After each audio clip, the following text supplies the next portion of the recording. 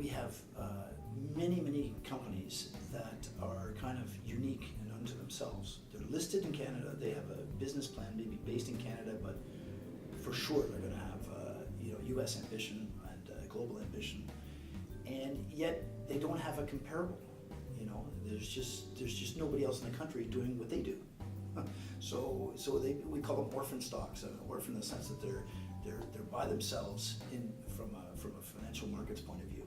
They have unique business plans. So what does that mean? That means that the people need to understand your particular company, your particular business, your particular industry, and do we have enough people in Canada, who can become experts in each of these different stories? It's actually asking a lot of Bay Street to figure out the business plans of all these different companies. So, let's talk about Maya Gaming. We're an investor in Maya Gaming. They're the largest online poker, and becoming online casino player in the world.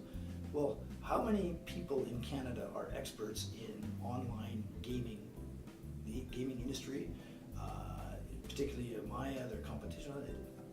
There's a handful of researchers, and Maya stands out. It's the gorilla. It's the largest. It's unique unto itself, and so that leads to an opportunity. So anyway, we like the story. The stock has had a tough year this year, but the valuation is very compelling. So we found another company, Entertain, again online gaming industry, global, but business plan has no correlation really at all to Maya. So it's another orphan in the same industry, and that's the story of Canada. Almost every one of these global companies, Couche-Tard, buying up convenience stores all over the world. Well, who else is doing that? Nobody, right? So it's a $20 billion company now. It's still a great buy. It's still a great company. It's still growing, but it's an orphan by definition.